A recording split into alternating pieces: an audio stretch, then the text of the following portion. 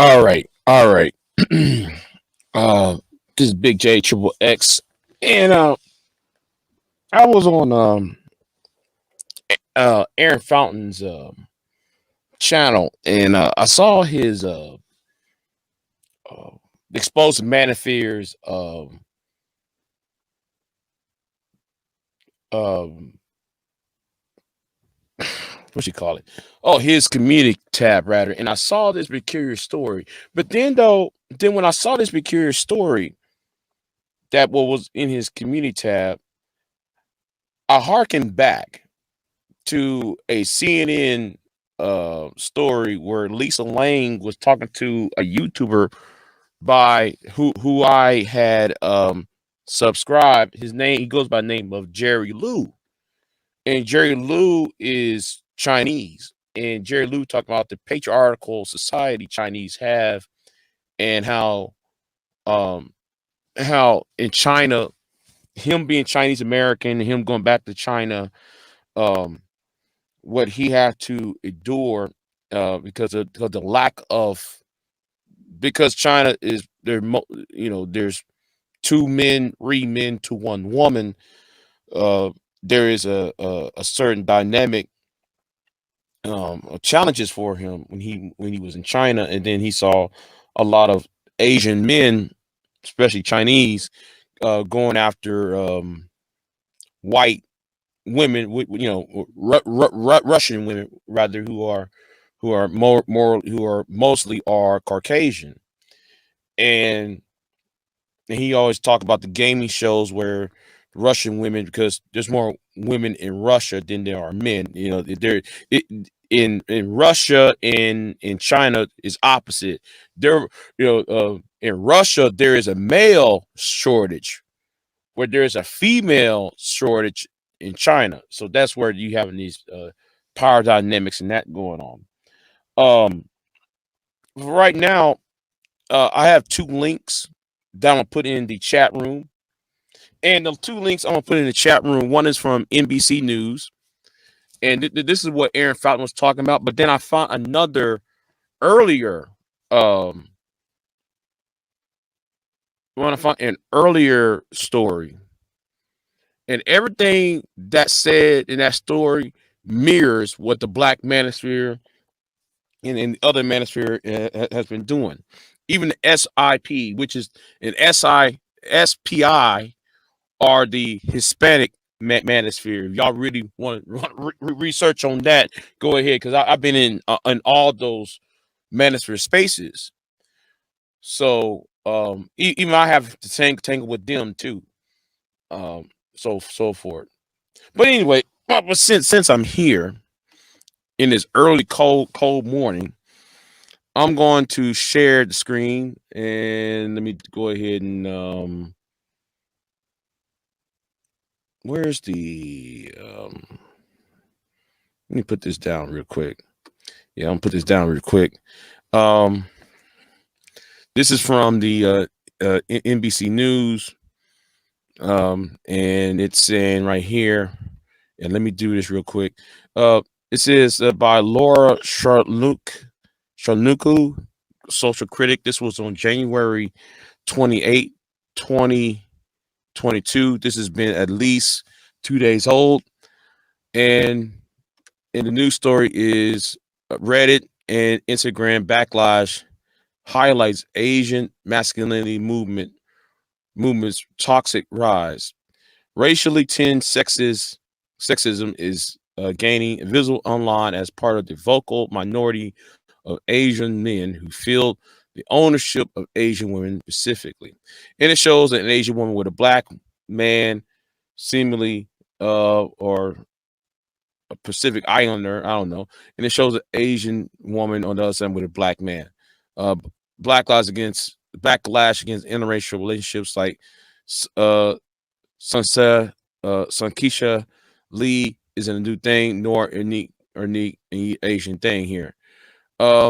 Relationships are hard to find, especially when the public is fascinated by your every new move, such as the case with gymnast Shasta Lee and Olympic gold medalist and a freshman at Auburn University, who recently announced her new relationship status with Jalen Smith, who is black and plays football at USC.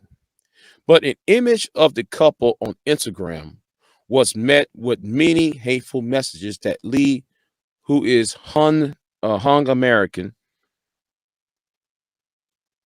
had to turn off comments on the post. The backlash to interracial relationships isn't anything new, nor is it a uniquely Hung or Asian thing. The criticism of Sunu Lee's was complicated, reflecting the multifaceted stereotypes and sometimes contradictory concerns of the border Asian American community. But at least some of her critics came from a particular toxic movement in the Asian community, and the kind of racially tinged sexism that they permeate is gaining visible online, as well as a vocal minority of Asian men who feel ownership of Asian women specifically. Men's Rights Asians, aka MRASIANS, a play on men's rights activists, is a subculture that harass and terrorize anyone who threatens their masculinity, mainly Asian women and non-binary people. Wait a minute. Let me stop right there for a minute. Does that sound like the this tactics that the black manosphere does? Doesn't that sound like the tactics that people like the Obsidians, the little big Nates of the world do?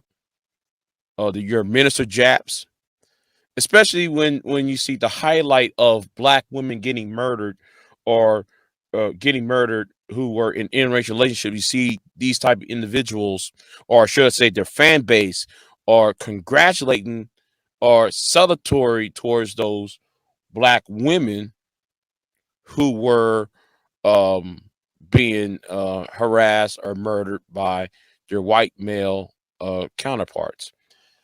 Anyway, let me continue. Actresses Conscious Yu, writer Celeste Ying, and activist, and you know what? I might mispronounce the names here, so forgive me. And activist Eileen Hong, all have outspoken about their experiences with the MR Asian led online harassment, which include doxing and even threats of violence.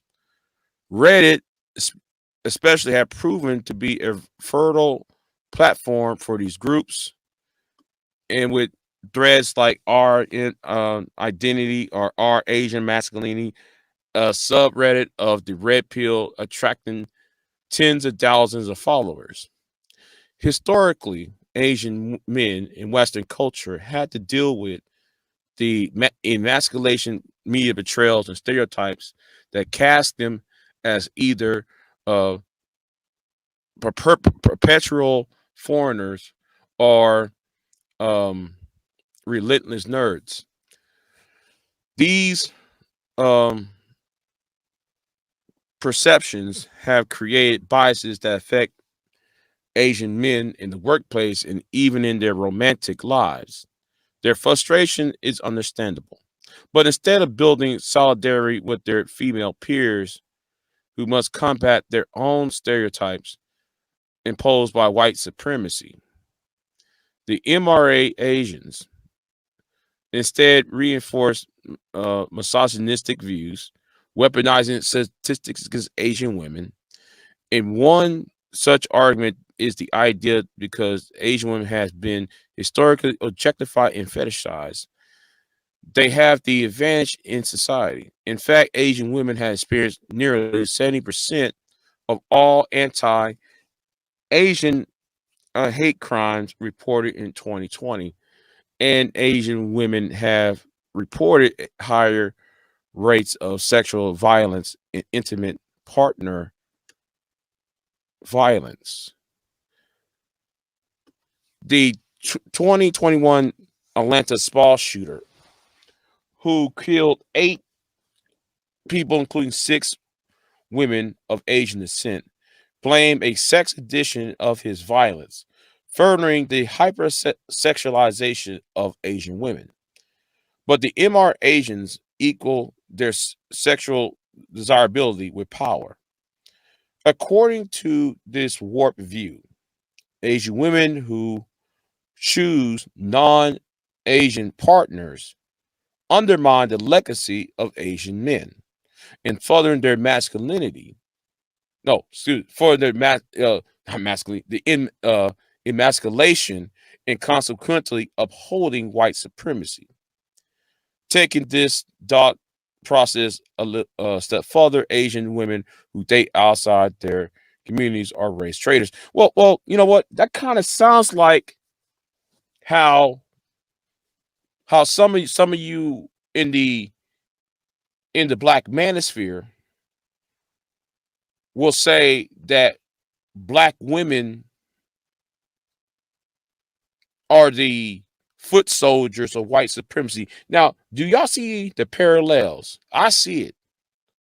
So when it comes to the black manosphere, black women are the are the uh, um are the excuse of white supremacy, the foot soldier of white supremacy. So now in this case, when it comes to the Asian manosphere or the MR Asians, is that Asian women are the foot soldiers of white supremacy.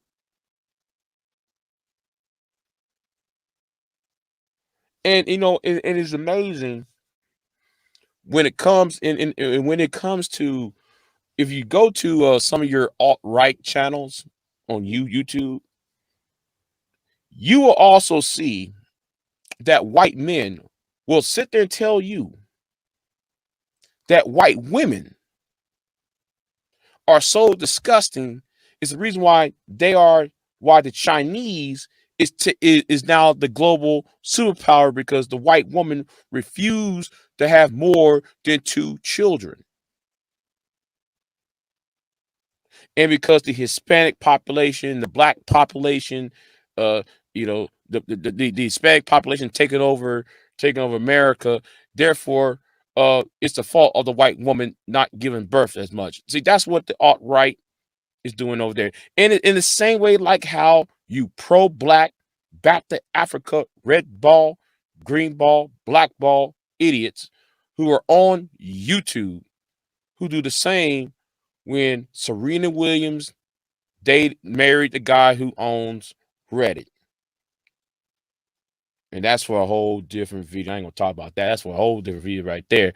How y'all sit there and target Tiger Woods. How y'all target, when Kobe Bryant got killed. Y'all sit there talking about his legacy, his money isn't going into the black community. Y'all blaming him for, you know, you know, trying to gain ownership of his own money going to the hands of his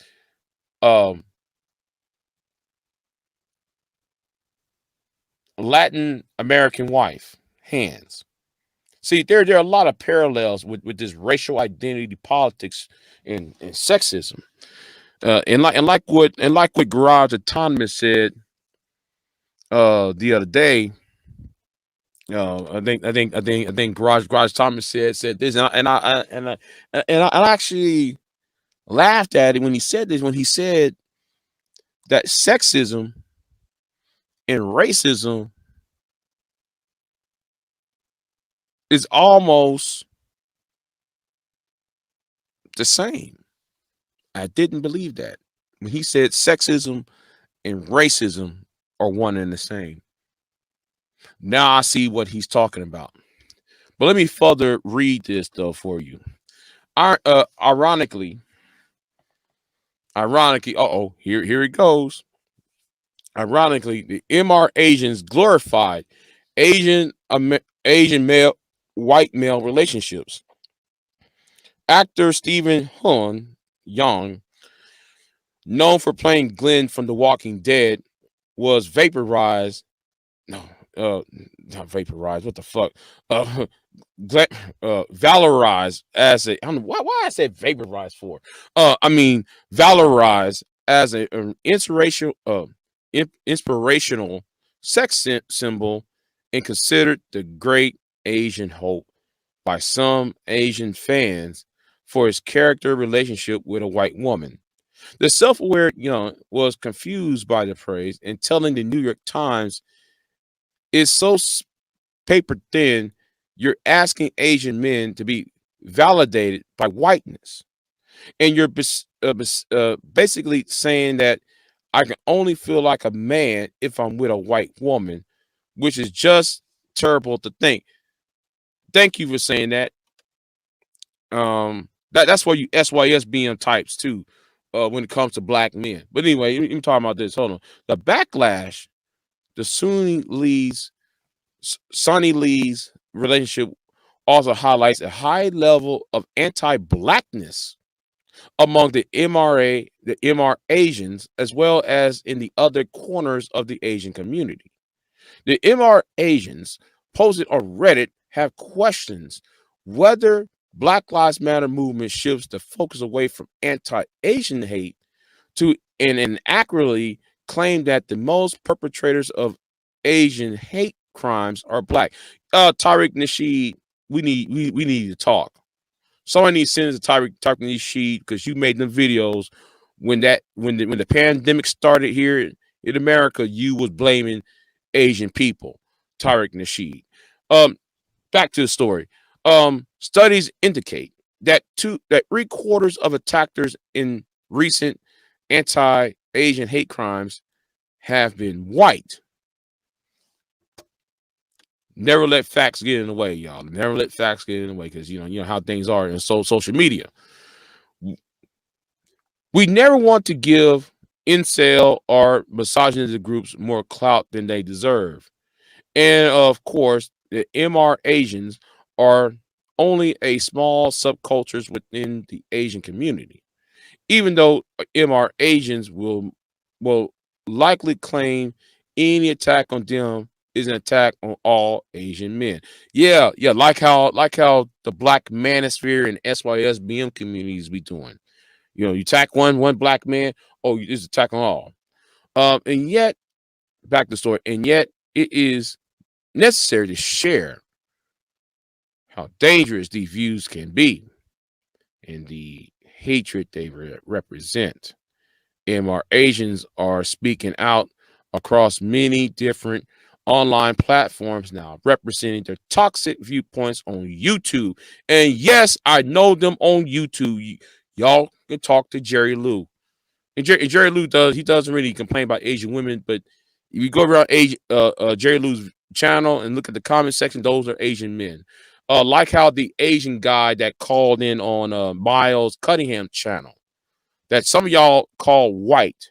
No, that was not a white man that called in the Miles Cunningham's channel. That was an Asian man cussing, giving black men the what's it called, the riot act on what about getting a wife instead of playing games.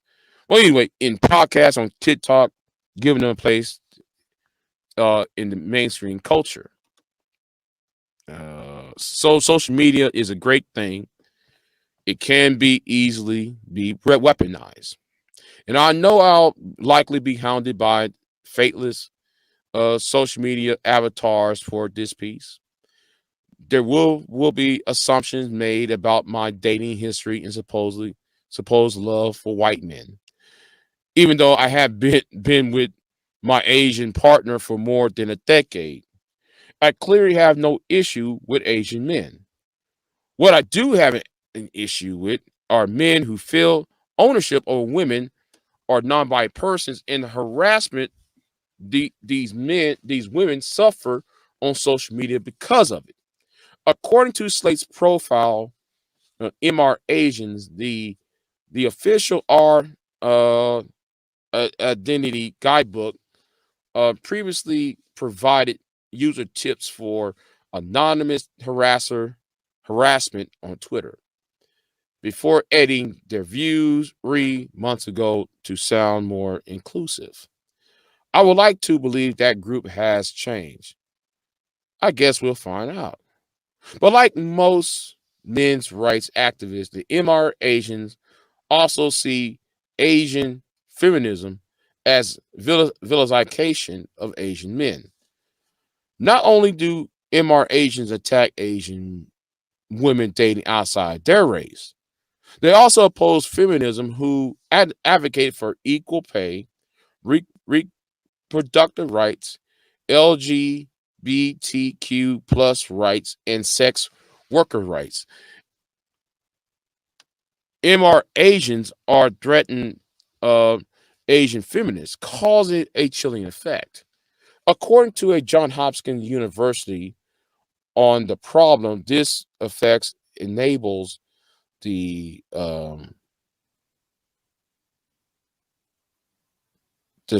political erasure of Asian American women through the normalization of online gender violence.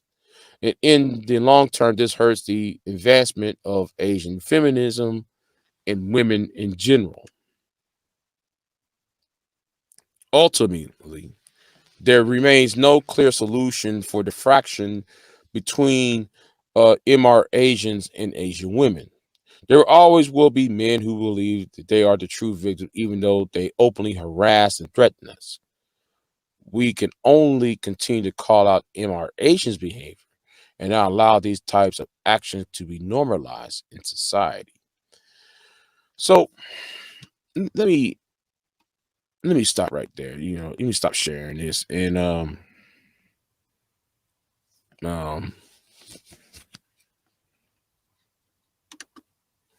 let me see here. My bad. Did like you do a story about the black men TikTok video blaming black men for all the problems in the black community? No, I have not. Vertical Life. If you find it, please send me the link to that. I'll watch it and will respond to that. Vertical Life, and I appreciate that. But let me go to the other. Let me go to the now that what I read is an editorial. So let me to go to the Mail magazine, because Mail magazine also did a report on MRA Asians. And then this is by Julia DeCook. And let me put it up here for a minute. Let me put this up here. Let me put it up here for y'all's viewing pleasure. And this is from a month ago. And this is from dispatches from the Manosphere. Yeah. Let me say this right now. Y'all thinking that y'all are you know what? I'm not gonna let the cat out the bag, but I'll say this. I don't care what manosphere you part of, white, black, the general manosphere, or Asian manosphere, or SIP, what no, not SIP, SPI. If you one of those, any of these manosphere groups, even MGTOW or Red Pill, let me help you out here with something. Your rhetoric is going to doom you. Going to women's channels and send people over to those women's channels is going to be seen as harassment.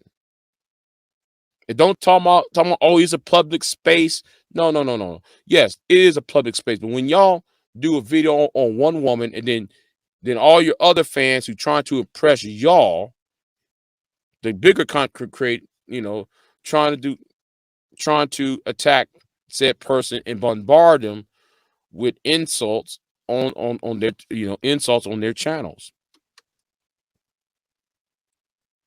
Now, this is from dispatches of the Manosphere, and I'm like, wait a minute, y'all have a dispatch on the Manosphere on Mail magazine? Yeah, this is wow, I did not know there is a dispatch of the Manosphere. Um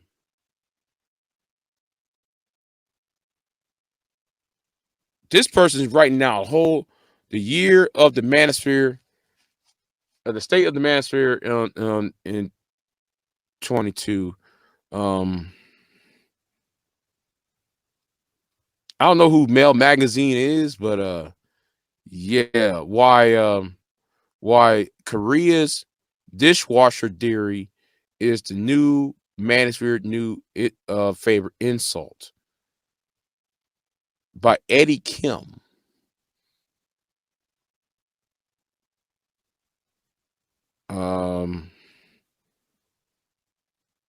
Wow. Okay. Hold on. What is Mel Magazine then? What's now? I got to read this now.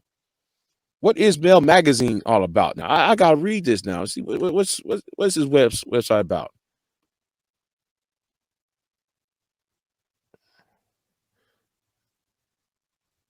Okay. Um. Well, let me go ahead and read this then. Let me read this then. Let me read this article that I put up here earlier. Dispatches from the manager. Oh, wait a minute. Wait a minute. I remember this. This was year. Oh, okay. What you know? What? Hold on. Let me share this then. Let me share this because this one is like it's like a month old. Um, this is like a month old, and let me go ahead and share this too. Let me share this as well. No, wait, hold on. Let me review this page. Let me review this um before I read this. Better. I'll go ahead and read this because some of these ads on here, yeah, I don't want some of these ads on. Let me read it from. Let me not show it, but let me just read it here. And the link, I'm gonna put the link of that in the chat room. Over here, I'm gonna put that in the chat room. What I'm reading, chat room. Put that up here right here. So anyway, the troubling rise of Asians, Asian Americans who have been subject to oppression for generations in America, but extremely online Asian men are targeting women as the reason why they can't get laid and perpetrating self-hate in the process. Wait a minute, that sounds like SYSBM community right there, right? Anyway, I'm sorry. Let's continue. In 2015, while researching extremism in online subcultures, Julia DeCook stumbled into Reddit's Asian American forums. Apparently, the Reddit algorithm figured out I was mixed Asian, she jokes. But when she discovered was more than cultural discourse about Asian identity and experience. Instead, she found thread after thread of angry, resentful narratives about the social oppression of Asian men and the fictitious complaints that they were unattractive to women. That sound like the 80-20 rule that Obsidian will be not Obsidian Ali will be talking about in the Black Manosphere. Anyway, including Asian women who seem to have drawn the ire of most extreme voices. One of those voices include Your Asian Tiger, a frequent poster and moderator of Our Habits, a term um, for mixed Asian people.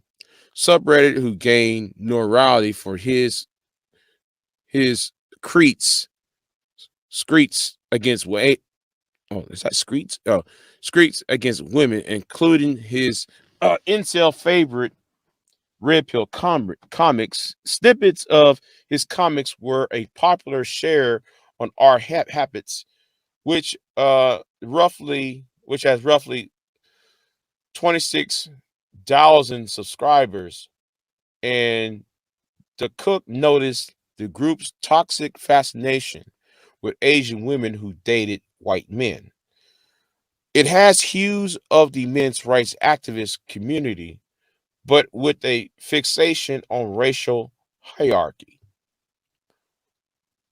There was just so much of victim complex, especially believing that any Asian woman who's with a white guy is self-hating, is a self-hating white supremacist whore.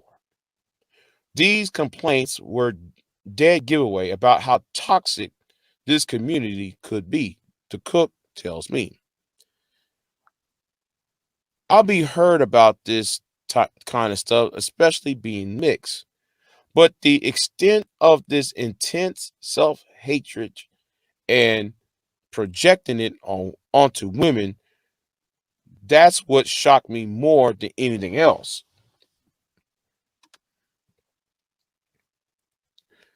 The grievances didn't end at our habits. I can't pronounce that.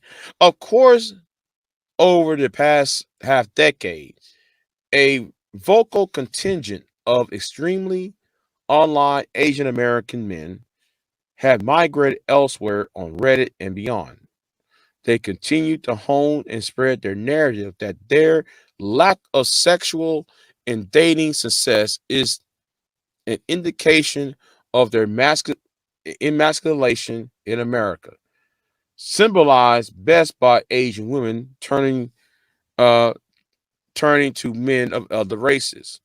For these MR Asians, blame is easy upon a woke culture that champions feminism and focus on the plight of other minorities. Of all the night, you know how like they always talk about how Black Lives Matter is always about gay, or Black Lives Matter is always about, they always talk about people of color, that narrative of color, all of that foolishness. But anyway, let me get back to this article here. There is no doubt that Asian men have been the subjects of historical oppression again and again. But the cook, now a assistant professor at Loyola University Chicago, argues that there is a great harm in how social media voices twisted this history in chat rooms and forums, ultimately blaming women while battering their own self-worth. It's it's a mentality that, she says, actively leads men to lash out.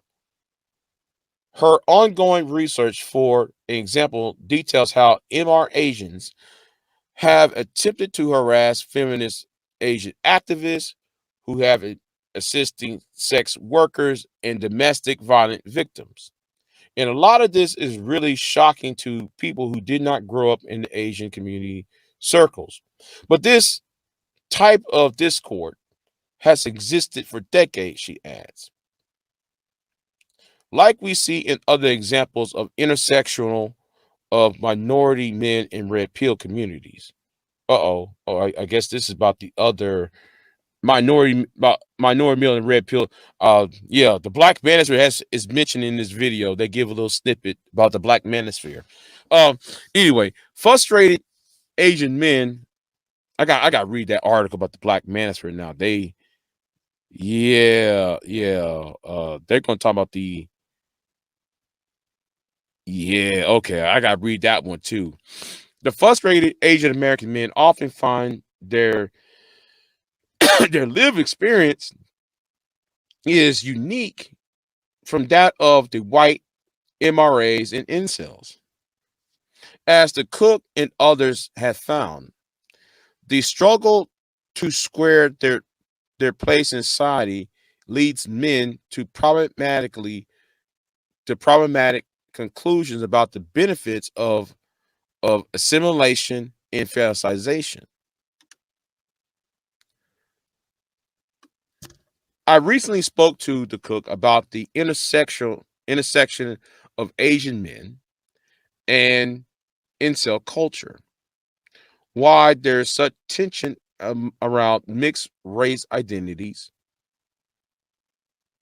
and why young Asian men are vulnerable to being radicalized by resentment.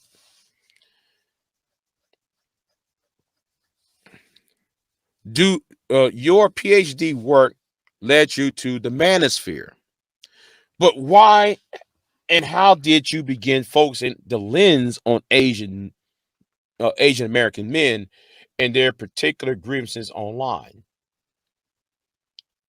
And this is her answer. I was originally looking at the red pill and incel groups mostly, but after I found our hepis, I was shocked by how much these men hate their Asian mothers, aka tiger moms. I keep on talking about the tiger mom thing. Some did reserve animosity for their fathers, blaming them for having yellow fever. Another key word I keep bringing up on my channel, and stuff like that. But the vitriol they have for their mothers are notable to me. Elliot Roger had just committed the killings the year prior, the Ella Vista killings year prior, and this community blamed his mom for the rampage. And as I got recommendations on Reddit to look at other groups like the art of Asian identity and art Asian masculinity, I started to see common narratives. It turns out that our Asian masculinity was started by a group of Asian men who used to be a part of the red pill community. But they were upset about the lack of discussion about race. Just let me stop right here. Just like the black manager was kicked out of The Voice for Men. Anyway, and their back to the point, and their Asian identity was started by a group of men who thought that the MR Asian group wasn't radical enough in things that they were saying. I guess that's something like the SYSBM and the Ignore and all that. Okay. Anyway, and so they started combining all the worst, most toxic parts of red pill and MRA ideology with the disguise of racial liberation. Then there was a rift over whether to focus on East or West or Southwest, no, not Southwest, Southeast Asian men. So another bunch broke off and created our Eastern Sun Rising. Ironically, our hoppers has changed quite a bit from I started looking uh, at it in 2015 and 2016. It has become considerably less toxic, but you see the pipeline and how it's changed over time. A question: there are lots of communities with the mainstream MRA culture. Obviously, there are a lot. There are very real factors that play into the continued emasculation of Asian men in America. How this distinction matters in terms of understanding their anger. Answer: that's the question that gets brought up when men of color involved in white supremacist organizations that claims not to be racist. Obsidian talking about you. It's uh it's not just that they share misogyny. Misogyny is a melody that binds every single culture around the world. That's not the most unique thing that ties them together. The thing is a hegemony masculinity. In the United States and in much of the Western world is dominated by white supremacist standards of what it means to be a man. And so often we see with men of color joining these organizations voicing their frustrations. And it is not just about a shared hatred of women, it's a desire to have the same privilege as white men. I think it's that frustration, particularly for Asian men who've gotten close to that form of hegemony masculinity and have been a model minority, but still left out of it. That's been a core part of their grieving. Question: how would you describe the defining shifts in this sector of the manosphere over the last decade? Is it new in any way? Answer: I would say no. When you look into the writing of people like Frank Chin and others like him, these types of grievances have existed for a very long time with Asian American men, but it has always written about under the disguise of Asian liberation. That sounds like how some of you pro-blacks, y'all wear y'all's unks and y'all praising a wife beater like Marcus Garvey. I'm talking about y'all. Anyway, back to the point. It is not a condensed, condensed. I can't even pronounce the word. Condensed. Hold on, let me clean my throat here. Condensed that Frank target Asian women writers who were partnered with white men. This discourse of mate guardian, or the idea that Asian women should be with Asian men, has been around for a very long time too. You see very similar discourse being echoed in black spaces. Oh my God. Echoed in black spaces. Now, you see, do y'all see a parallel with, oh my God, let me read this again. Because I'm finally somebody stuck in the black manosphere into this. Somebody actually stuck in the black manosphere in this article about Asian about the Asian manosphere. Now this I'm loving this. Yes, I'm loving this. Man, I'm loving this. Man, I'm loving this shit.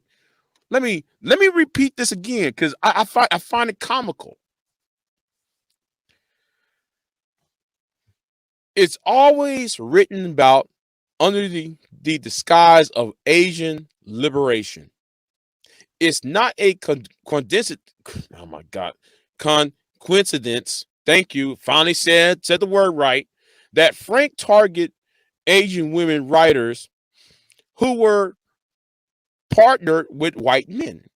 But this discourse on mate guardian, or the idea that Asian women should be with Asian men, have been around for a very long time too. But you see a very similar discourse being echoed in black spaces with the whole tep culture and stuff like that. Master, I'm gonna say it right now. Let me stop right here. Let me give you a history of the black manosphere.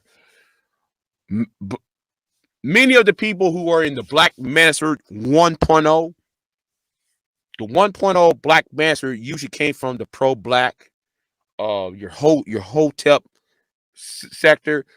Manosphere 2.0 are black men that came from the more conservative voice for men, the Paul Elam, the Tommy Sotomayor / Paul Elam, and that variety.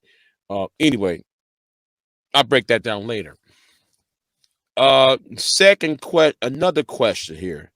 It seems like in all MRA spaces, including Asian American ones, there is this blaming of wokeness feminism and social justice movements, such as somehow empower people in the wrong way and taking the attention off angered men. Answer. Specifically talking about the R Asian identity, my God, they get so pissed about Black Lives Matter coverage and stuff like that. Because to them, they truly believe that Asian men are the most oppressed group of people in American society. And so they feel that any attention given to any other movement detracts them from their specific issues. That the level of grievances and the whole idea of winning the oppression Olympics is the problem. Yeah, thank you for saying that. That sounds like some of you pro-blacks or you black manosphere part types be coming there talking about oh, Joe Biden gave such and such money to to uh um to the Hispanic population when y'all don't realize that Joe Biden have to give the money to him based on the United States. No, excuse me, not the United States, the United Nations Declaration of Rights of Man that was signed in 1945. Yet though y'all don't do your research. Anyway, going back to the topic here. They have a very basic understanding of what it means to be liberated. And I think it's also influenced by how they understand equality and rights. Basically, they just want to be equal to white men. And so to them, it is a zero sum game with other movements. Question. How they respond to you being so vocal about them? Answer. They harass me. I'm on list for them. They just hate me. There are others who get harassed to the point that they just delete their accounts altogether and disappear, or they make everything private, or they stop publishing things under their real names. And this has actual material impacts on your life. I tried to write articles under pseudonyms and stuff, but a lot of the publications aren't amendable to that. Also, if I do write something under a pseudonym, I will have to keep a documentation for my employers if I go up for promotions to prove that I actually wrote the piece. Question. If you are transparent, the harassment keeps on coming. Exactly. It's weird double-edged sword. A lot of women in these spaces are super hesitant to talk about certain issues or write about them. They know that they're being surveyed online and they don't want to get harassed again. It's really, really exhausting, especially for people whose ideas are their currency, like journalists and academics. Question. I saw a comment from a thread on one of these subreddits suggesting that Asian men wouldn't be angry if only society wasn't racist and women were more fair. What you think of that framing? I mean, answer. I mean, the same argument that Incel makes. That if we completely eliminate beauty standards, they wouldn't be in the situation they're in. And hold on, give me a minute. I got to pay the water bill. Give me a minute, real quick, y'all. Give me real quick.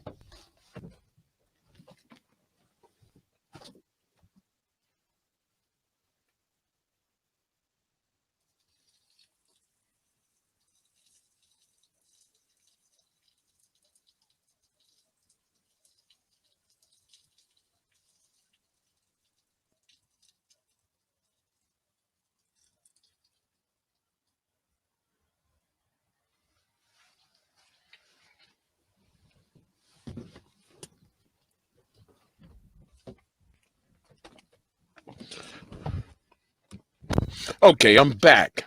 So anyway, where was I at? Um, let's see here. Where was I at on this? Oh yeah, hold on. The comparison isn't to say Asian men in particular having suffered hundreds of years of emasculation in America, and this affects people perception of attractiveness towards them.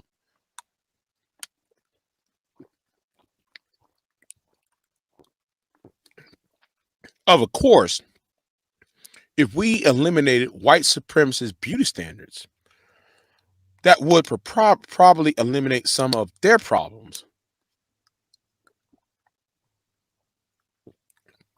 However, their misogyny and gatekeeping of Asian women is tied up to something that's much more than just, if I just get a girlfriend, I'll be happy. It's about power and control and exerting that influence over somebody that they see as lesser or beneath them.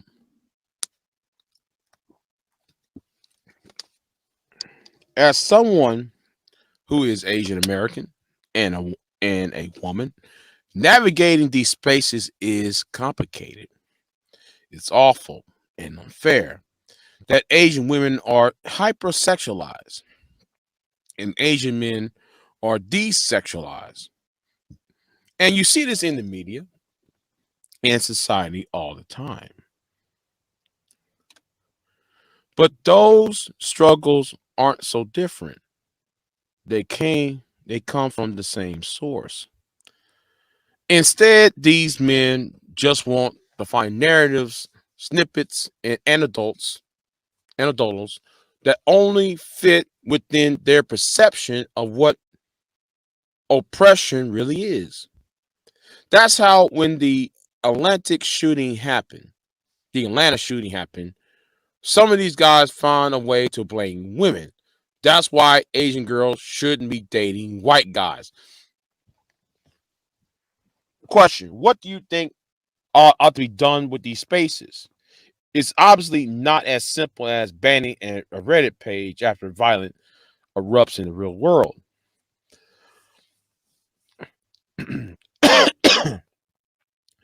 The problem here's the answer to that question. The problem with a lot of these discussions is that these ideologies exist long before the internet and will continue to persist even after the internet. But the internet doesn't exactly help in the terms of spreading it. Let's say you're a young Asian guy, 19, probably in college, probably pissed that you can't get a date for whatever reason. You find this community that gives you the vocabulary to describe your perceived oppression.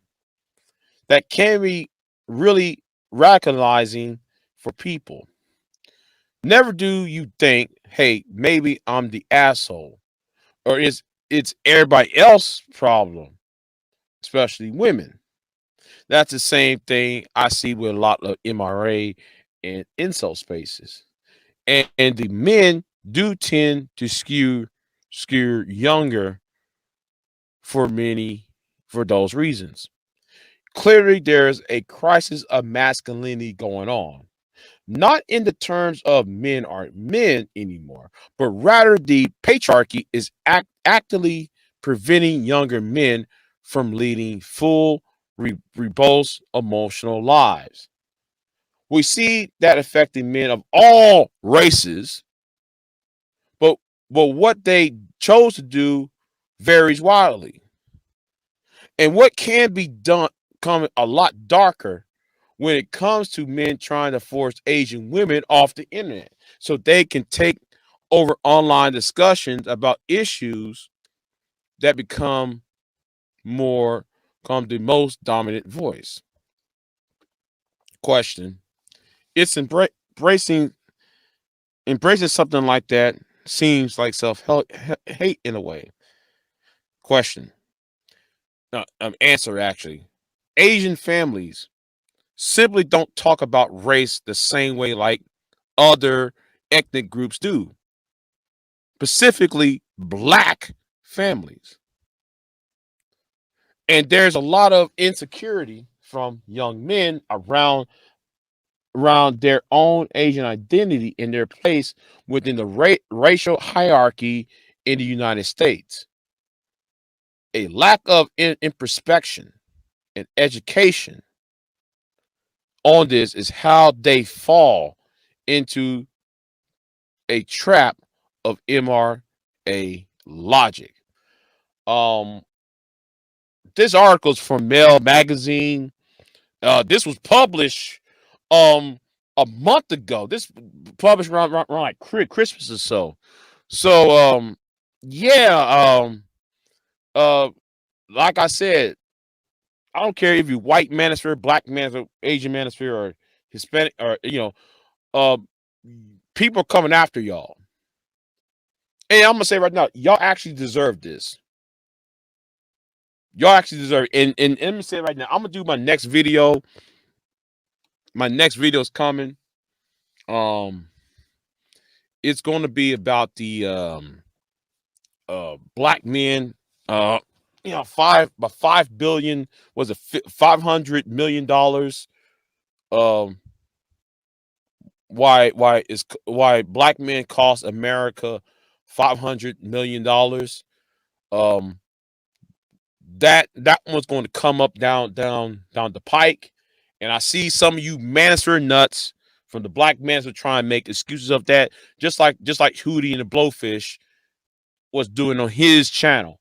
So I'm gonna discuss more about that. And yes, black men, you are because of your inaction, and I'm talking about the black manosphere rather, because your inaction of addressing real issues, y'all blame everything on hair weave and long nails and all that stupid idiotic stuff. But anyway, like, share, subscribe. I'll be live later this afternoon to talk about this other story about black men being affected economically in society.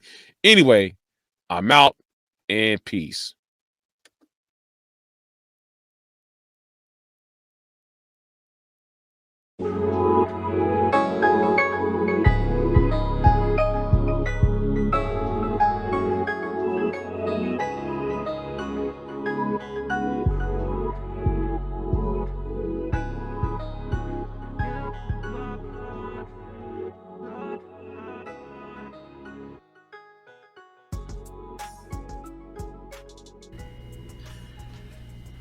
Greetings and salutations. This is Big J here, and in this video, I got a list of links I want you to check in the description box.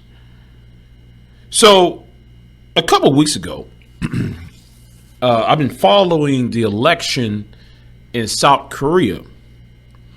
So, last week, Korea has elected a new leader. New Kim Shahu, I think that's the name. And according to the article by Mail Magazine, he's referred to as Korea's Incel president. Now, before I get there, I'm going to back up my point. There's a thing called the MRASIANs. MRASIANs. They are the what you call the Asian manosphere. The Asian manosphere is nothing new. That is, if you've been on Reddit, if you've been on TikTok, if you've been on Twitter, if you've been on certain YouTube channels, you have seen these people making a rise in the manosphere places. Now, I did a video entitled MRASIANS, The Rise of the Asian Manosphere. Check that out. It's in the description box. And like I said, it's in the description. The other links is in the description box. So no further ado, let me read this article by Eddie Kim from Dispatch of the Manosphere, which is part of Mail magazine. Korea's Incel president is far from alone. South Korea's new leader, the conservative Yoon Suk-yeol, used his campaign to draw in young men with repeated rebukes of feminism. It's the endpoint of a Korean misogynistic movement that reflects the same conflicts unfolding in America, Europe, and elsewhere in Asia. South Korea's cohort of extremely online incels, men's rights activists, and anti-feminist influencers are cheering after their biggest win in years. On Wednesday, March 9th, conservative politician Yoon Suk-yeol won the South Korean presidential race, notching a paper-thin win by 0.073 percentage points, a difference of just under 250,000 votes in a nation of some 44 million registered voters. It came after months of campaigning that fixated on the culture war between young men and women, with Yoon swinging for the fences with rhetoric that reframed men as victims of progressive thought and painted Korea's feminist movement as profoundly flawed. Yoon 61, that's not you or you, I can't pronounce it. If I'm mistaken the name, I apologize. Has claimed that structural discrimination based on gender simply doesn't exist in South Korea, despite the nation ranking near the bottom of the developed world when it comes to the gender gap in pay and representation. He has rallied for the abolishment of the Ministry of Gender and Family, claiming it unfairly treats Korean men like potential sex criminals. I don't know why I said criminals for. Despite South Korean women having some of the most alarming disparities in homicide rates and overall victimization. Yoon has also blamed the nation's low birth rate on feminism, going as far as to say it stymies healthy relationships with men.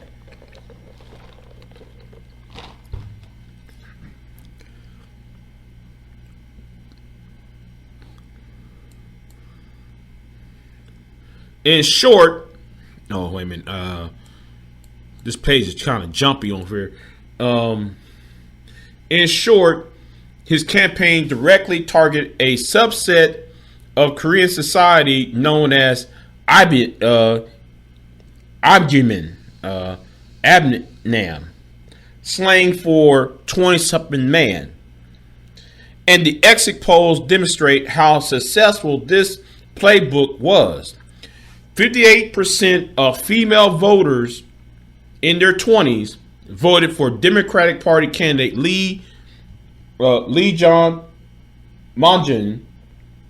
who has advocated for quotas for female representation in politics and generally is more open to feminism, while 59% of male voters in their 20s voted for Yoon. Now, I'm sorry. Perhaps, continue reading this. Perhaps this isn't surprising given the previous polling that has shown that 70% of young Korean men reject any kind of affirmative action policies for women. They are less accepting of LGBTQ identities, which some experts says is a reflection on how reactionary young men are returning to older patriarchal ideas as a salve to the problems they see in modern society. It is quite a turn from the mid 2010s, from 2010s, when it appears that America's hashtag Me Too movement and broader consciousness about intersectional feminism was aspiring to similar discourse about how Korean women are under attack. One of the biggest uprisings came after the brutal 2016 murder of a young woman by a stranger who admitted he did it because he hated women for making him feel unseen and humiliated. The target sparked protests in multiple cities, and since then, Korean feminist advocates have continued to agitate, shedding light on household sexism, semen terrorism, and the persuasive targeting of women with hidden cameras and blackmail. The more fringe elements of Korean feminism has also grown in forms like MRASIAN, I can't pronounce the name, and the vaguely alt-right WOMAD, where women freely, well, can I say it on this channel? I guess not. Not. You know what? Let me skip that part. Hateful slang of anti-feminist men into their bizarre web of memes and in-jokes. In predictable fashion, men are pointing to this as evidence as that feminism is about misandry and nothing more, adding to their own tale of this proposed marginalization in a society that's still dominated and largely run by men. So far, so let me talk about you black Manosphere dudes for a minute. Let me talk about y'all for a minute. I got to segue off the button. Now, this to you black Manosphere dudes.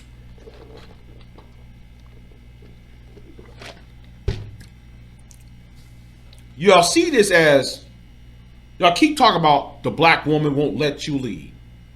The black woman won't submit. But she doesn't have no political power. Well, she do got political power. She earned her political power. You relinquish your political power years ago. And many of y'all did it after Obama's election. But we're going to talk about that later. We're going to talk about that at the end of this article, though. Naturally, pro-Yoon men are now debating the weight of this victory on their preferred forms, namely DC Inside and its more extreme counterpart, IBIB. The rhetoric include conspiracy that suggests Yoon won a landslide victory, lazy GIF insults about feminists, and generally celebration of a new era of gender politics. Same way like how BIGJXXX and Anger Man and some of y'all in the Manosphere did that to Donald Trump. Talk about Donald Trump is going to get these cuts for black women to get black women out, put these women out on the streets with them cuts, right? The fact, if you don't believe in this election fraud, you are a Democratic Party spy. One person on a See the inside post. And if you really want to capture the feminists, you have to grasp and put out the roots. If you do not want to be harassed by radical feminists and want to stop feminism, raise your voice and go out to the protest sites. Another recent post proclaims. To be clear, there are signs that the narrative about how Koreans support an incel president are overstating the facts. Yoon eked out a slim victory after months of tanking polls, and the Korean writer / analyst TK of Ask a Korean observed that the race maybe have hinged more on real estate taxation and upper class anxiety more than the culture war over gender equality.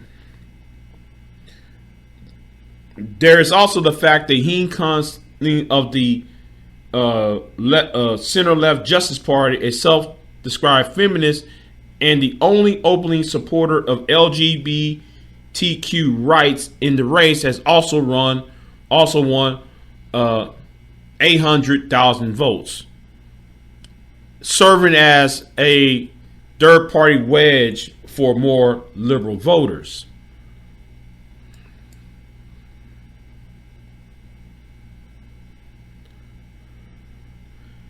The perception can be more powerful than statistics truth, and it's obvious that Korea's landscape of incels, anti-feminist activists, and misogynistic trolls are empowered by what they see as an affirmation of their arguments.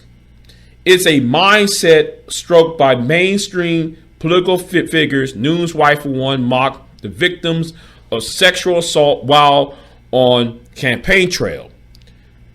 Elsewhere, the young leader of the People's Power Party, Lee Kun-sek, described as a young Donald Trump for his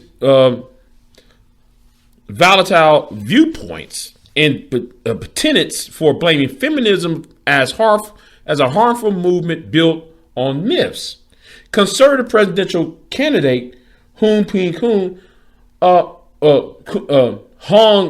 Noon-pa, I can't pronounce his name, also caught admitting in a published memoir that he, at the age of 18, had procured a stimulant drug for animals in order to help his friend drug and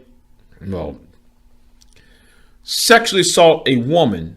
He downplayed the incident by asking, what South Korean man doesn't have a story like that? And we saw with Trump, there is a big potentially much to be gained by Yoon, a political novice, leveraging the culture war as a distraction from corruption, grabs, and political missteps. Anti-feminist rhetoric is the perfect populist cover for his targeting of opposing voices, and it's likely he will continue to wield power of the mass misogyny as a tool to stabilize his popularity in what remains a deeply patriarchal society. This is a landscape in which mere accusation of being a radical feminist can derail a career and make one a target of waves of digital and physical harassment. Consider the popular sites like CheckFilm, a platform that reports to the identity of celebrities and influencers who have feminist leanings. One recent target is BTS leader RM, who read a book considered a feminist work. But it's also critical to see that there is nothing truly unique about South Korea's social struggle to understand and accept feminism in good faith. Nearly every liberal democracy around the world, whether it's the United States, European nations, India, other parts of Asia, are being affected by anti-feminist movements and lone wolf violence that aim to silence women. It's not a coincidence that that these nations are also in various ways fracturing under the weight of historical patriarchy, the pressures of late capitalism, and the isolation of modern life. You cannot divorce the rise of South Korean male misogyny from a phenomenon like fuck it disorder. The thing called fuck it, in which young Koreans gleefully blow their paychecks on material goods in an extension rejection of the economy. Nor you can ignore how meaningful discourse about gender relations and equality are inflamed by extreme venues online, which then warp real-world interactions towards a spectrum of trolling and murderous behavior by men. Study after study demonstrates that women are disproportionate targets of this violence, regardless of where they live, and it's why Korea's election of anti-feminist thought into the highest seat in the country is symptomatic on how men around the world are framing their victimizations. That framing fails to prioritize systematic factors such as unemployment and skyrocketing housing costs in favor of a far simpler boogeyman. And that boogeyman has grown as allows male stroke anxiety and their peers claiming that an ultra patriarchal society can save us all. There is a wrong idea of normative. No, scratch that. There is a strong idea of normative masculinity in Korea, intertwined with minimalized masculinity from a mandatory service, and by extension, this idea that you are a warrior for the economy as well. You are expected to be a good father. You're definitely not queer because that subverts too much. Joe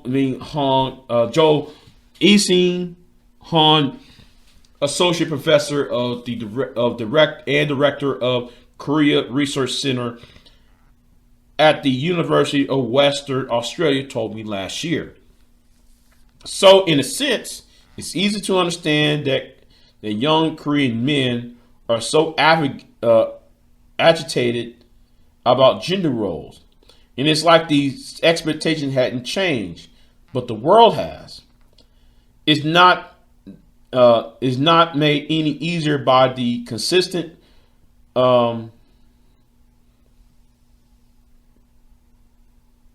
it's not made easier by the aggressive tropes in Korean TV dramas and movies. Casually misogyny and violence against women dominated men the need to be a hero. The election of Yoon seems to be an affirmative of some of those tropes, but it also remains unclear how his time as president and any potential mishaps will shift the tide in Korea's battle for harmony between genders during a time of economic instability and the death of upward mobility. Young people are struggling with the need to fight for something that can speakly better their lives. And for young, angry men in Korea and around the world, the call to shut down feminism is perhaps the clearest draw of all.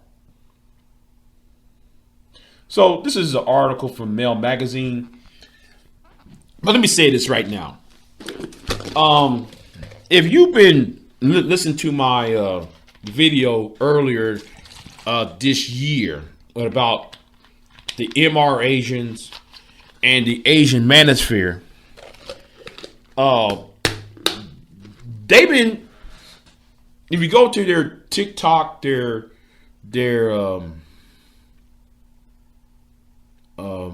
Reddit, you would know they've been planning and campaigning for someone to run for office and elect them.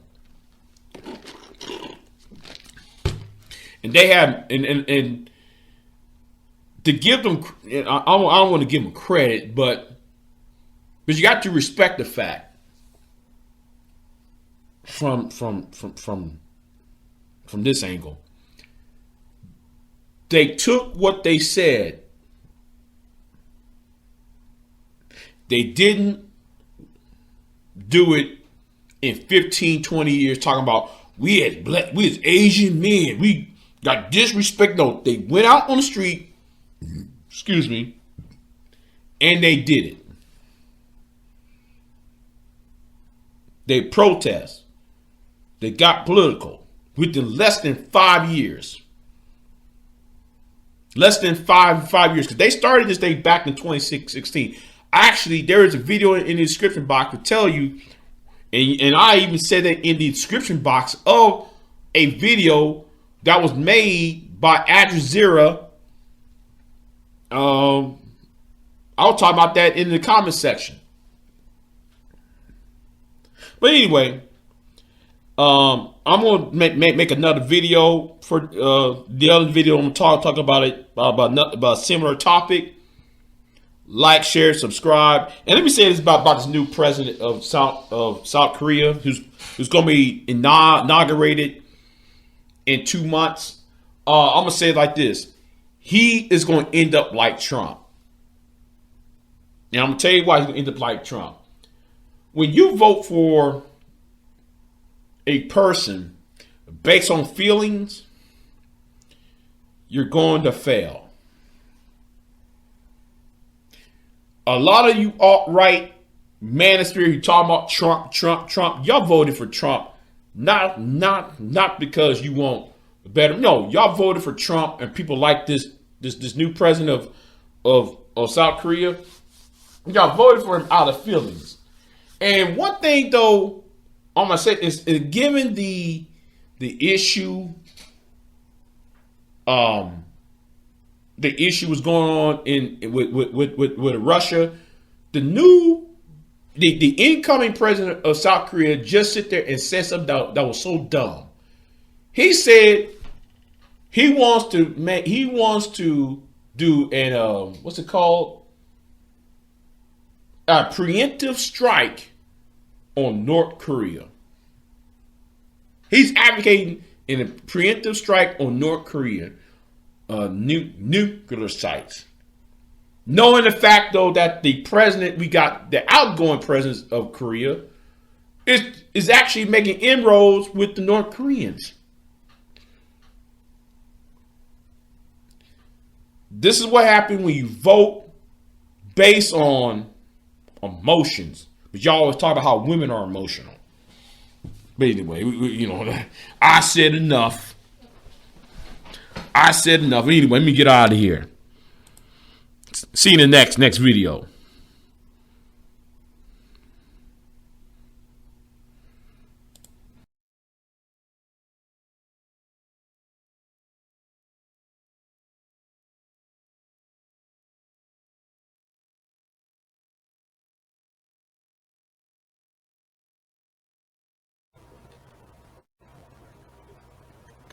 All right, this is fair use.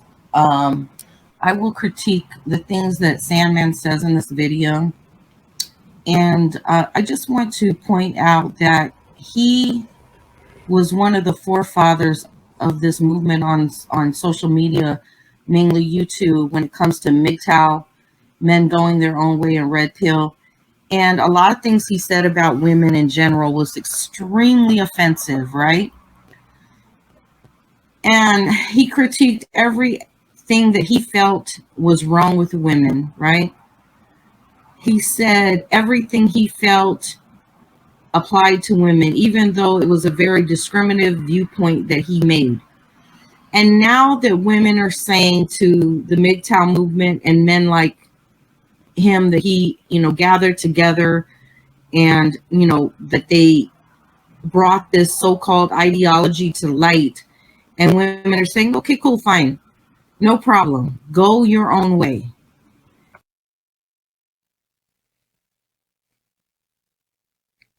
Before I get to the meat and the crux of this video, I want y'all to check the links below. In the introduction is a video from Pure Butterfly Spirit in her response video to Sandman. Check out her video, subscribe to her channel.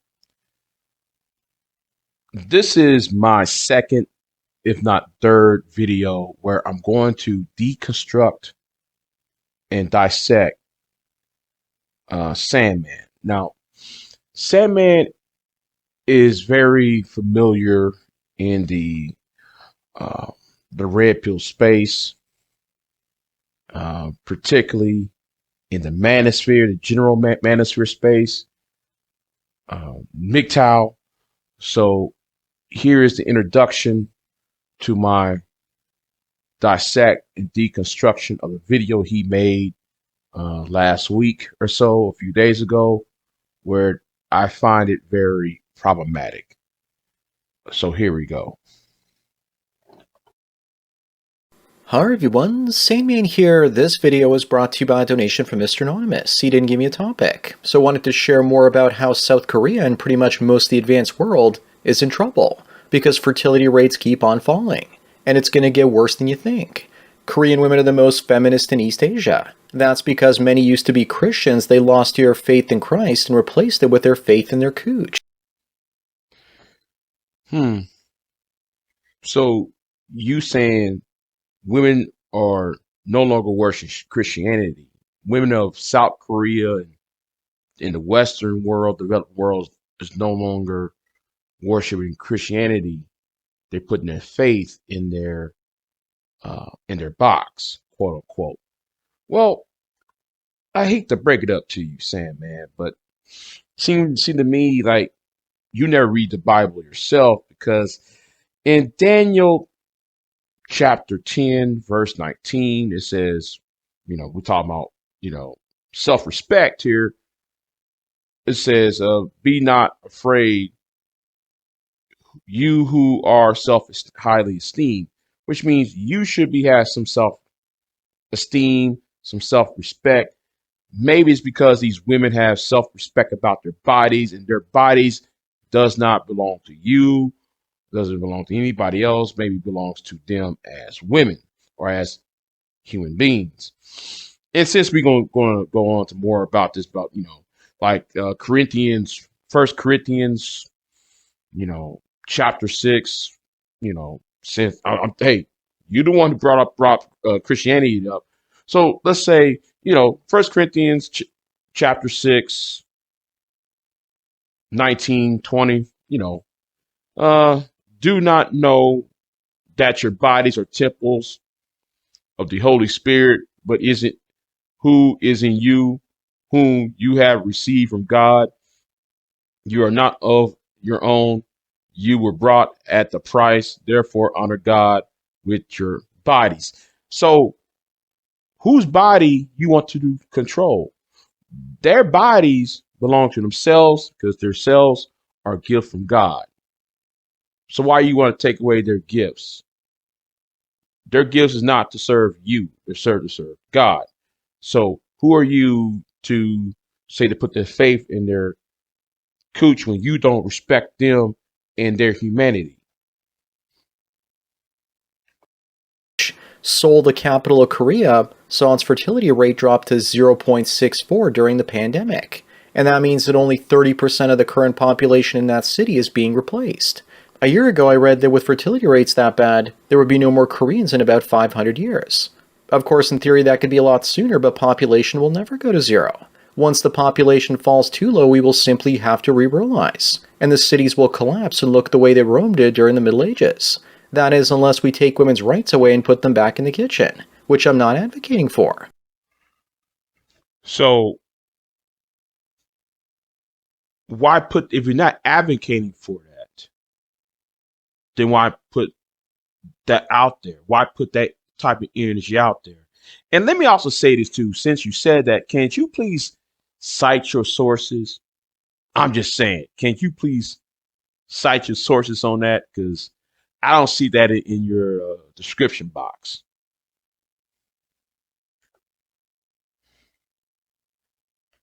Or if the government starts to have its own breeding programs and orphanages, like Brave New World.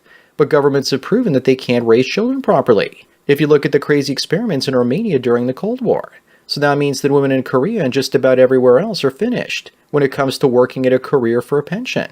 In South Korea, with no immigration and a 30% replacement rate in cities like Seoul, it means there won't be enough money from young workers to pay for the social safety net for the older women. That might be enough to entice many women to start having children, so there's someone to look after them into their old age. But we all know how great women are at long-term planning now, don't we?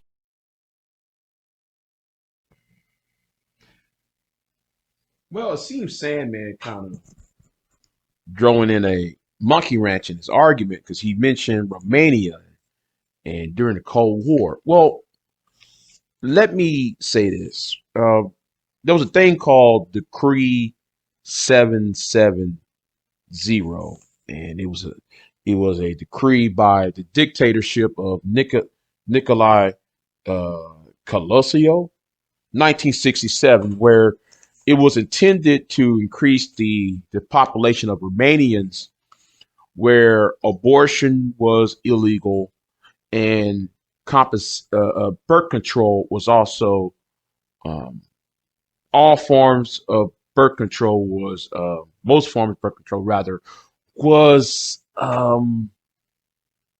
illegal, was banned.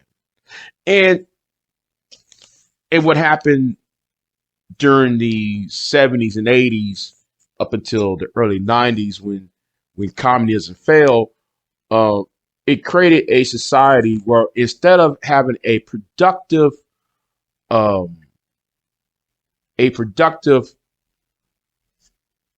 citizenry, it created a form of citizens where most of them, a lot of them, right? Not most of them, a huge portion was starved and abused in orphanages throughout the country of Romania. If y'all want to read them, look up on the thing about Decree 770, look it up. And that's part of the reason why I am pro-choice on that. Yes, I used to be pro-life, but I'm pro-choice based on the lessons learned about Decree 770. Anyway, back to the topic.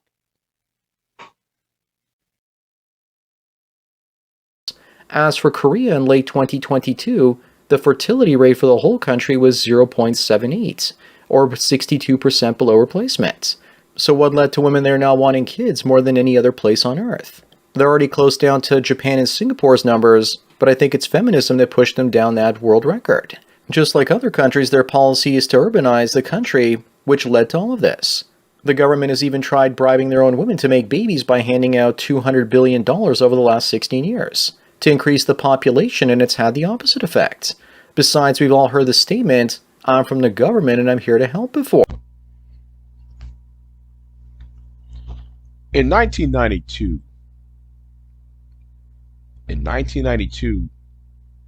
Bill Clinton ran for president, and he had a campaign manager named James Carville. And James Carville hung the sign of the Clinton-Gore campaign, and he says, "Is the economy stupid?"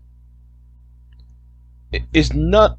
So what Sandman just did is very comical. The reason why women don't want to get married, or why women are not having children, why the birth rate ain't rising up, is called the economy stupid.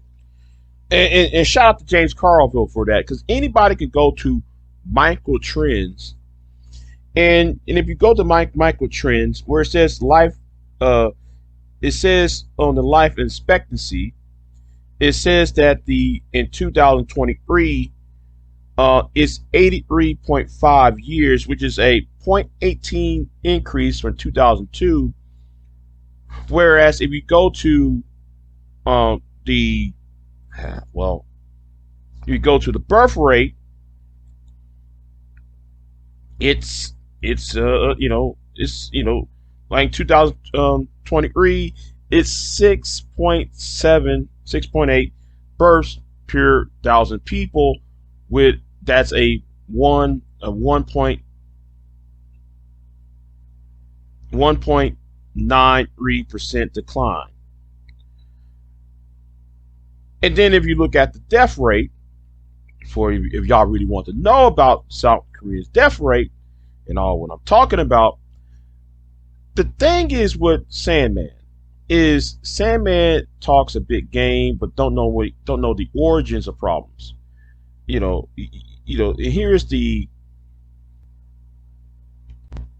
okay, at the current death rate, it shows that, well, deaths per 1,000 people is at now projected to be 6.885. That's deaths per 1,000 Koreans, and the annual change is 2.8, almost 2.9%.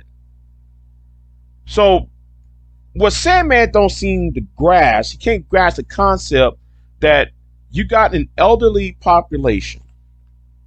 You have an elderly population that's not dying fast enough. Because in order for the population, in order for people to have children, you will have to need an economic system, and also there's need to be there's no rush to have children, because the life expectancy of South Korea has been increasing it has been increasing over the last few years, barring the 2020 pandemic. And that does affect the economy, not only in South Korea, in the developing world. Sandman don't want to sit there and actually compute that the more older the population is, the less children are being created. So I think, though, it's the economy, stupid. If you really want to talk about it, then talk about the housing market. Talk about what's going on with economic development and education. But you don't want to talk about that, because it doesn't give Sandman.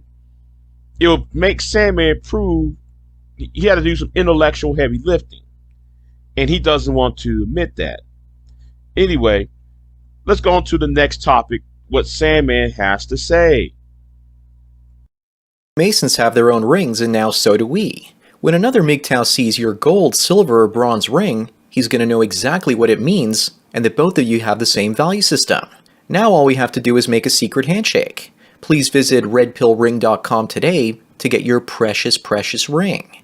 Do it fast before Gollum with boobs stops you. Can somebody please tell me something? Okay, you have rings, right? So, but you selling rings that says MGTOW, right? Okay, there's a thing called wedding rings, fraternity rings, the rings of the masonry, the rings of the elk, class, high school rings, college graduation rings, all these type of rings, right? But rings are supposed to do what, Sandman? This is a joke, because how can you have a ring when you said it's men going their own way? Going their own way. I guess you forgot about the whole going their own way. Well, if I'm going my own way, shouldn't that mean, talking to you, Sandman, that I'm independent? That I am an individual? I don't need the structure of society or of anyone in the world. So why would I need a ring to identify myself or to fellowship with guys who just have a ring? And now you're talking about we need to start having a secret handshake. But I thought going your own way is being the individual, that rugged individual that Western society has been teaching since the days of when the white man settled the the North American landscape. What you just said is a joke, and it is very comical, but I forgot to laugh. Fertility rates everywhere. You know that we're going to be the convenient scapegoat as more and more politicians become females and look to avoid accountability while pleasing their mostly female voting blocs. That's the point where I start to see things like bachelor taxes start to become a real possibility. I've already spoken to a few people that are having issues finding decent doctors and dentists because theirs are retiring. My dentist just retired as well. He was great because he didn't do any unnecessary procedures. Now I have to look for one that's not about just drill and bill. I don't eat sugar and haven't had a cavity in over 15 years. Before I went to him, I was constantly getting those cavities. I don't think I was, but I just had a dentist that was ripping me off. In the West, the good medical staff is one of the reasons immigrants come to places like Canada.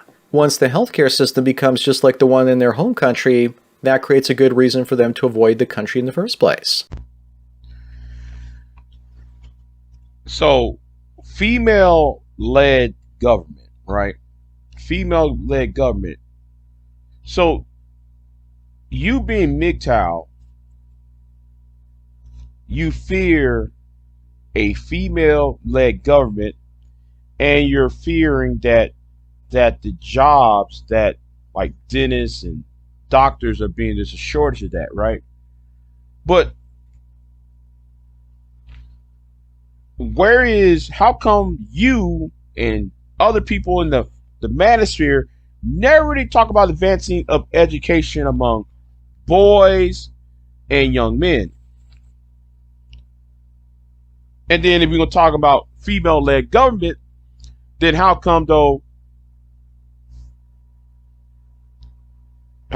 you're complaining about female-led government when men going their own way is against voting, is against politics? Men is also against men being part of the political process.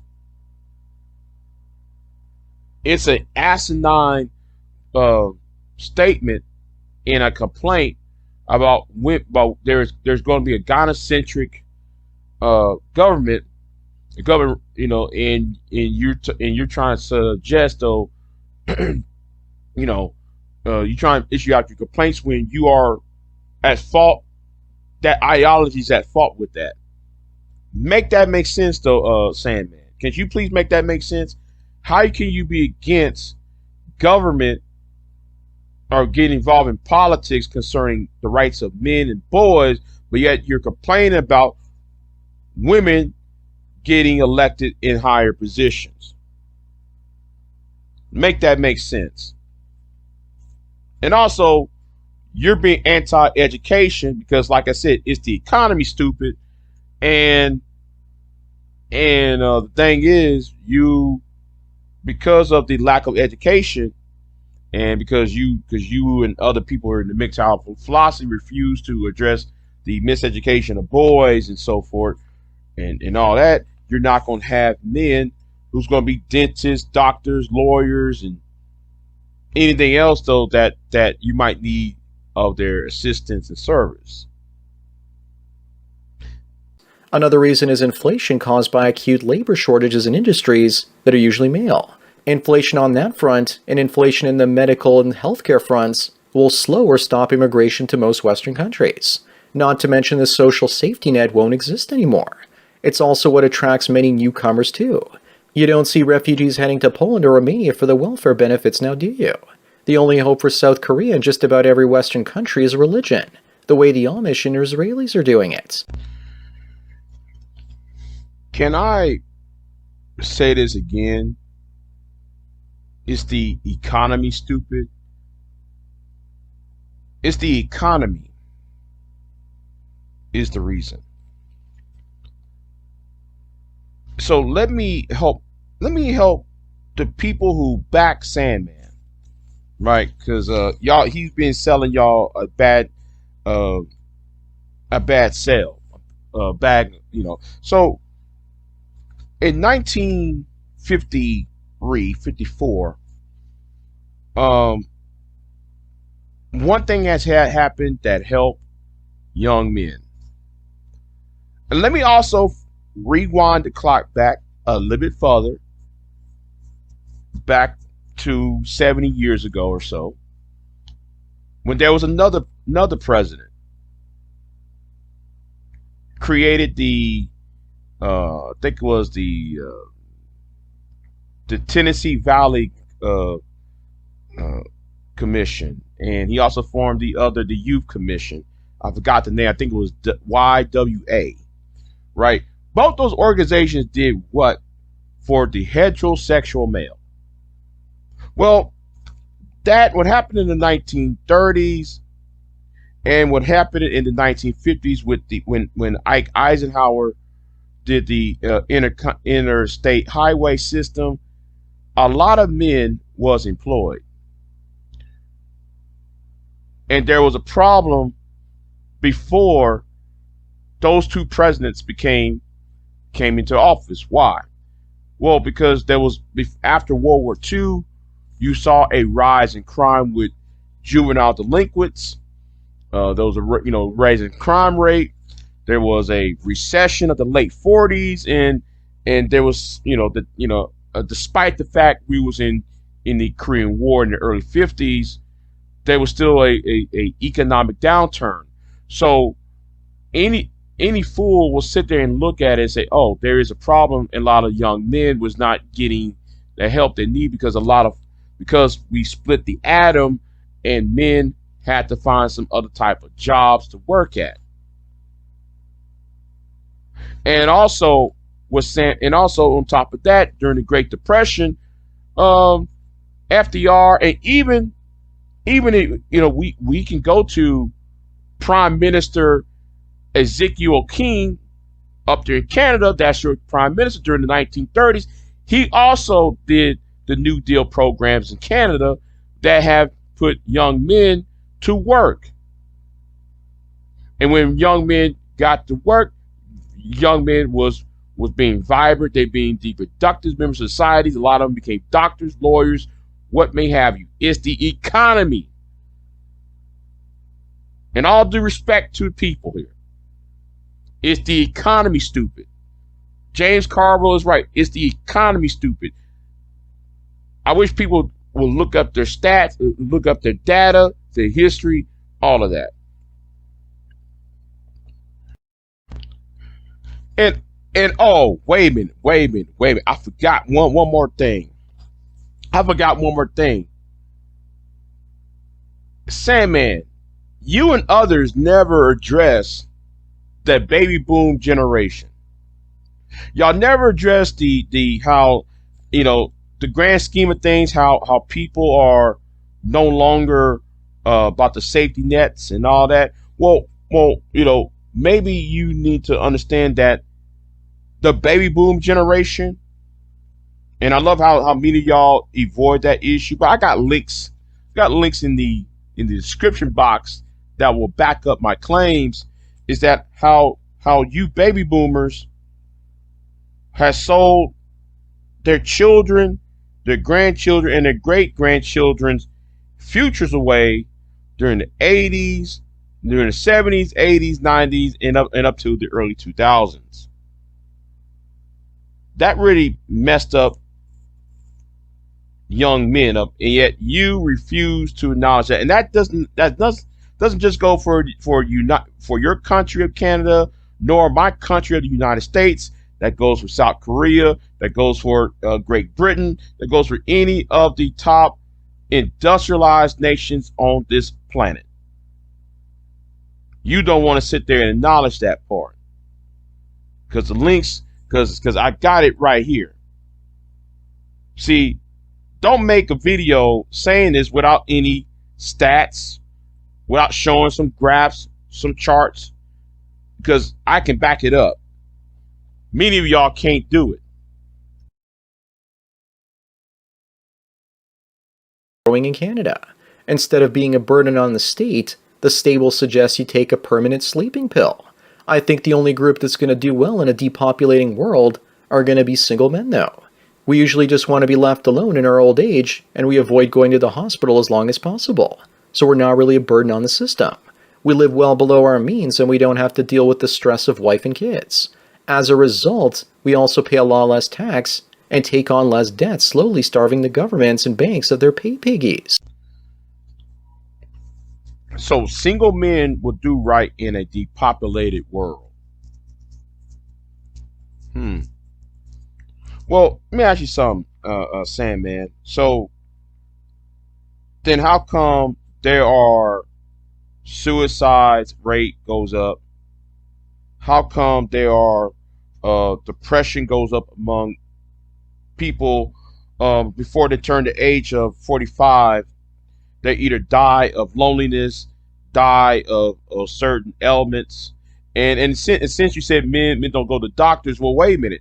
Why you think men's life expectancy is decreased? Because men don't go to doctors, don't do doctor visits as much as women. And a lot of men have heart disease, diabetes, some forms of cancer, like your prostate cancer, all of that. So how can you say all that when men should be going to doctors? See what you just said don't make any sense whatsoever. And plus, though, if we're gonna sit there and talk about a without women thing, well, how come China? Because you don't want to talk about China. You avoided the China issue. China has more men than do women, and as a result of that, I got the links right here. If you want to see the links, that contributes to the crime rate in the People's Socialist Republic of China. You gotta do better than that, Sandman, because you gotta do better than what you're talking about. And also, there's more young men going into nursing homes, staying as nurses as patients, because they don't have the adequate health care to get themselves or to prevent themselves from certain ailments. You don't want to address that, and you're doing your fellow MGTOW brethren and the Manosphere a highly disservice. Women rely on social services more than men do, so I expect governments to introduce crazy things like wealth taxes on men, and then men will just convert their cash into assets that can't be pillaged. Society is going to be a lot poorer. Governments won't just be able to print, create inflation, and spend anymore. Governments still be mostly female-led, of course. What are they going to do? I suspect just walk away from their jobs as the government starts failing and leave men to fix the problem. So women who are chameleons are going to go to men into the wilderness. Do you realize if society crashes, that is going to be the opposite? Because some people on here don't have resources. So how is that women are going to be running to men like you, or men who's in the wilderness, where if the system crash, everybody's getting hurt. So how is she going to run to you when you are going to be pressed into service, military wise, into military service, or worse, you might be deleted by an ailment, by a disease, because because if the system crashed, you're in the wilderness, you don't have the adequate health care, you don't have this, you ain't taking care of your shape, woo woo woo woo. So you kind of flawed in your argument. And then though you say about automation and all that, but yet though, and this is the point I'm going to say, women are not the problem.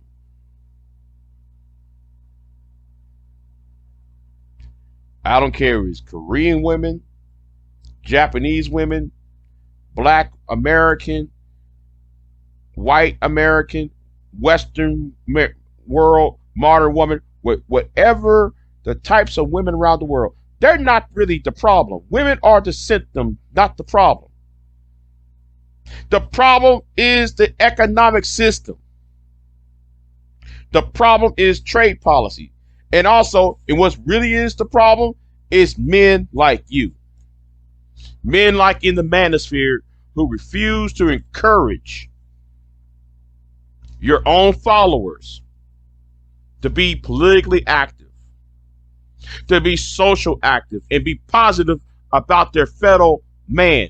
That's what y'all problem is. And y'all don't want to sit there and see, the thing is, it take intellectual heavy lifting just to do that.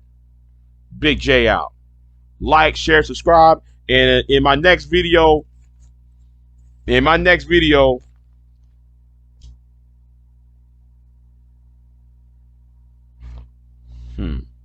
oh, that's right, Steven Crowder. I got 2 videos on Steven Crowder that's coming up. Anger Man. I suggest though, man, you see, Anger Man, you better tighten up your chin strap, because I'm coming for you as well. I'm out. Big J out.